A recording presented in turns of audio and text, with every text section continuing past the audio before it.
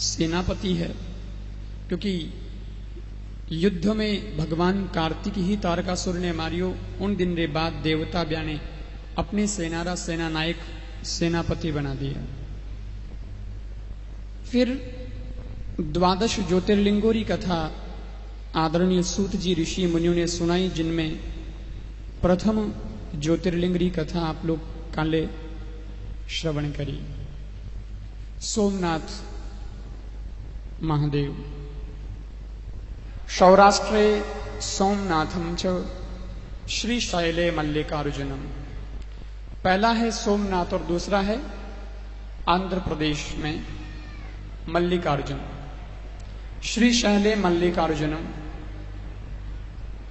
मल्लिकार्जुन ज्योतिर्लिंग उन्हीं भी बहुत महिमा है।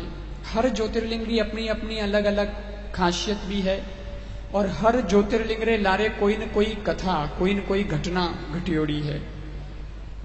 कैसे बना ये ज्योतिर्लिंग, उसकी एक कथा होती है। जैसे 12 ज्योतिर्लिंग तो 12 ही कथा है, और 12 के अलग अलग रूप से सब है। तो भगवान मल्लिकार्जुन जका ज्योतिर्लिंग मान्या जावे, दूसरा ज्योतिर्लिंग, उन्हीं भी एक कथा है, और कथा के साथ उसकी एक अलग महिमा भी है। सबकी अलग अलग महिमा है। इसकी क्या महिमा है, हम लोग इसको जब सुनेंगे तो आपको पता चलेगा। आदरणीय सूत जी ऋषि मुनियों ने ज्योतिर्लिंग की कथा सुनाता हुआ कहो कि ऋषियों, मैं अपने दूसरे ज्योतिर्लिंग की कथा सुना रही हूं। एक बार की बात, भगवान शिव और पार्वती जी बैठा है। उन समय कैलाश धाम रे दरवाजा पर कार्तिक मुनि और गणपति भगवान दोनों ही भाई बैठा है और कुछ बातें कर रही है। शिव पार्वती जी भी बातचीत कर रही है, और दोनों भी कार्तिक और गणपति भी अपनी अलग कोई बात कर रही है। तो बातों ही बातों में पार्वती जी कहो कि मारा दोनों बेटा कठे है। इधर देखा उधर देखा, वो देखा तो वो तो गेट पे बैठे कुछ कर रहे हैं। पार्वती जी धीरे से गई कि मारा बेटा करे कहीं, ये देखो तो सही। तो गणपति भगवान और कार्तिक भगवान आपस में बातचीत कर रही है, और बात भी कई बात कर रही है। बात आ कर रही है, कार्तिक कहो एक गणपति, छोटे हैं ना गणेश जी तो कार्तिक से, तो कार्तिक ने कहा एक गणपति देख, मेरी तो शादी हो जाएगी लेकिन तेरी शादी नहीं होगी। पार्वती जी लारे खड़ी सुन रही है, रूबा ने पतो भी नहीं है। दोनों भाई बातें करें। वो कार्तिक कहे गणपति ने कि गणपति, मेरी शादी तो हो जाएगी, तेरी शादी नहीं होगी। गणेश जी के क्यों बड़े भाई ऐसा क्यों बोलते हो? मेरे लिए भी अच्छी कामना करनी चाहिए, ऐसे अच्छे शब्द निकालने थे, वो तो नहीं बोलते हो तेरी शादी नहीं होगी। ऐसा क्यों बोलते हो? आपको ऐसा मेरे में क्या लगा, मैं शादी के लायक नहीं हूं? बोले थारी शादी नहीं हो सकी। मैंने तो बिल्कुल भी नहीं लगी। क्यों? क्योंकि देख गणपति, बात ऐडी है कि एक तो थारो शरीर बहुत मोटो है, तेरे शरीर की चर्बी देख, पेट देख तू, पेट तो थारो ढोले जो एड़ो है, पच थारे तो सूंड और है, तो थारो रूप बढ़िया नहीं है, चेहरा इतना अच्छा नहीं है, तेरे को कोई पसंद ही नहीं करता है, इसलिए तेरी शादी तो होनी नहीं है। फिर देख, तेरा शरीर तो है जैसा है, लेकिन उसके बाद तेरे वाहन देख, तेरा वाहन क्या है? चूहा तेरा वाहन है।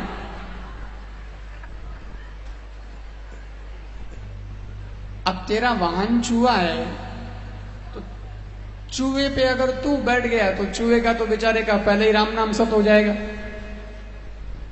पछे तू शादी करेला, तू शादी अगर कर भी लेवेला तो थारी लुगाई रे वास्ते दूजी गाड़ी लानी पड़ी। एक ऊंदरा में तो दू जणा नहीं बैठ सके। थारे तो ऐसी अवस्था है, इन वास्ते ना थारी शादी होनी बहुत मुश्किल है। कोई किसी भी प्रकार से तेरी शादी नहीं होगी, मेरे को दिख गया है। और गणपति ने कहा तो तुम्हारे में ऐसा क्या है जो तुम्हारी शादी हो जाएगी?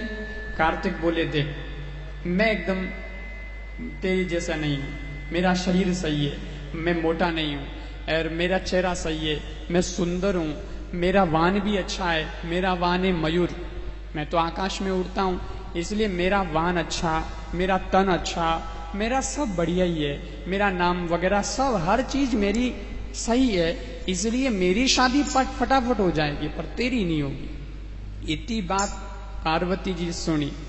शंकर जी ने आन कहो, शंकर जी आप अठे बैठा बाता करो पण हमें टाबर मोटा हो गया है, ये तो ब्यावरी बाता करे कि अपनी शादी होनी चाहिए, अपनी आप शादी के लायक हो गए तो शादी होनी चाहिए, और है ना अब देखो ऐसे होगा तो फिर शादी तो बेटों की जल्दी अब करनी ही पड़ेगी, वो तो सब समझदार हो गए।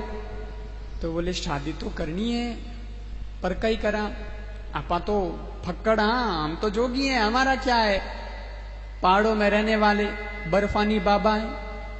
हालांकि भगवान शिवजी रे कोई कमी नहीं है सज्जनों, आप शिवजी ने यूं मत समझो कि शिवजी रे कने की नहीं है। बाबा की ऐसी शिव पुराण में कई कथाएं हैं कि कोई भगत शिवजी ने याद करिया, प्रार्थना करी, शिवजी दर्शन दिया, वो आदमी धन मांगियो तो शिवजी आप रे जोड़ा मुंह भस्म दे दी, वो भस्म लेकर के गया और उस भस्म से इतना धनवान हो गया, इतना धनवान हो गया कि अकूट धन हो गया, कभी खत्म नहीं होने वाला धन मिल जाता है। तो शिवजी ऐसे वैसे नहीं है, उनके पास में व्यवस्था तो सारी है, लेकिन दुनिया की दृष्टि में ऐसे ही रहते हैं, वो अन्नाडी की तरह रहते हैं, उनको कोई लेना कोई देना दुनिया से भी मतलब है नहीं, वो बाबा मस्त बाबा है, फकीर है। तो पार्वती जी बोली आपने कोई चिंता तो है नहीं, अपने पास व्यवस्था तो सारी है, अब क्यों नहीं शादी करते पुत्रों की, आप तो अपनी मस्ती में रहते हो, कभी समाधि में, कभी ध्यान में, कभी फलानी आराधना कर रहा हूं, कभी फलानी तपस्या कर रहा हूं, सारे दिन क्या तपस्या, कुछ परिवार का भी सोचो, बेटों का भी देखो।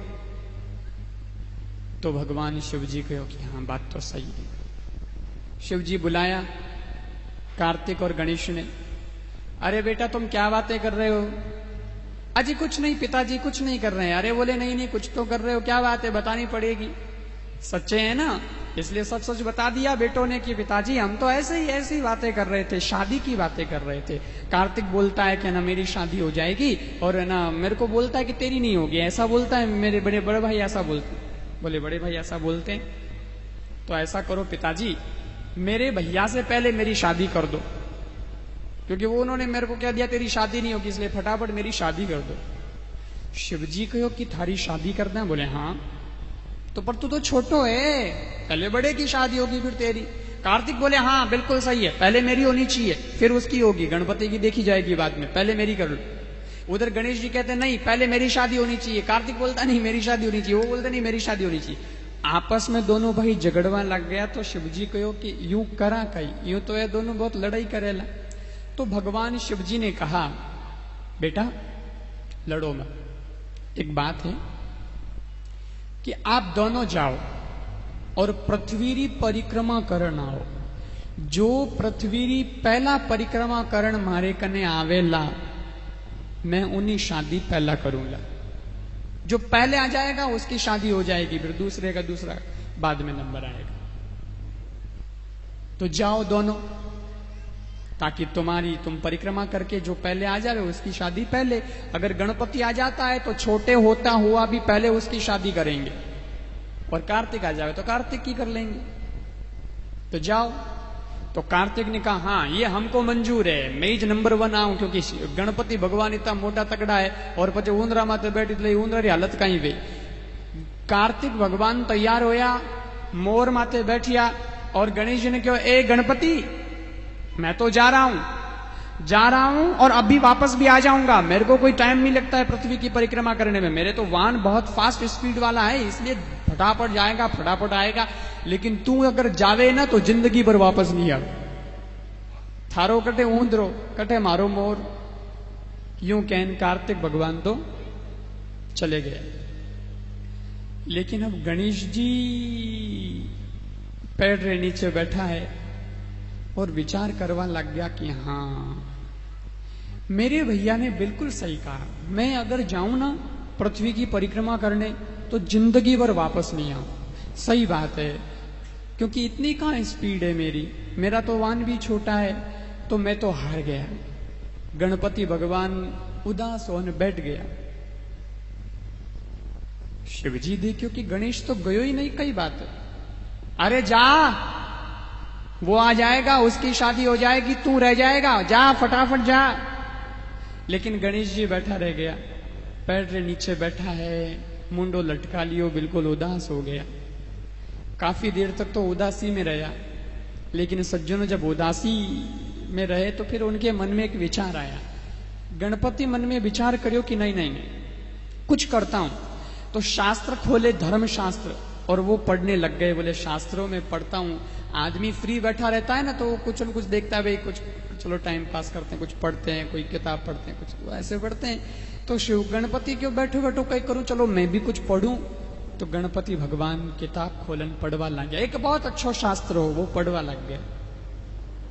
और जो ही वो शास्त्र पढ़ना शुरू करियो, तो शास्त्र में 2-4 पन्ने पढ़े, और 2-4 पन्ने पढ़ते ही उनको तो समाधान मिल गया अपनी समस्या का।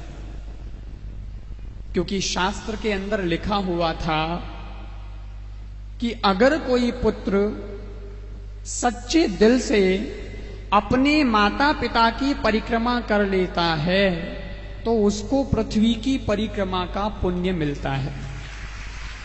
ये उसमें लिखा था। गणपति भगवान देखो कि वो तो बहुत बढ़िया है। पृथ्वी की परिक्रमा करने वास्ते मैं जा नहीं सकूं, और जाऊं तो पाछो आ नहीं सकूं।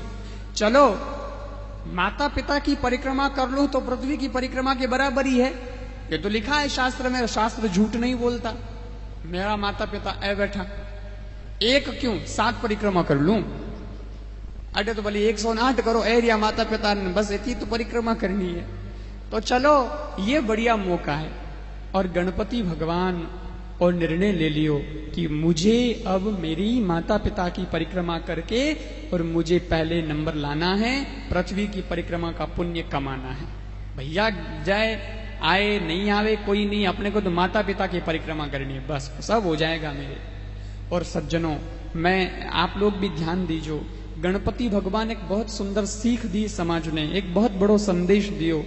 आप जब भी आपका मन उद्वेलित हो जाए, जब जब आपको लगे हम बहुत फंस गए हैं, अभी क्या करें क्या नहीं करें, कोई निर्णय नहीं ले पा रहे हैं, ऐसी स्थिति जब होती है, असमंजस में जब आदमी होता है, तो उस वक्त आदमी को धर्म शास्त्रों का अध्ययन करना चाहिए।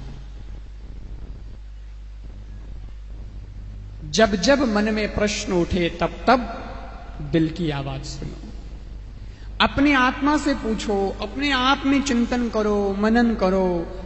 कुछ कुछ आपके दिल से निकलेगा, जरूर आपकी आत्मा कुछ बोलेगी, निर्णय देगी, आपको ऐसा करना चाहिए। आत्मा बोलती है।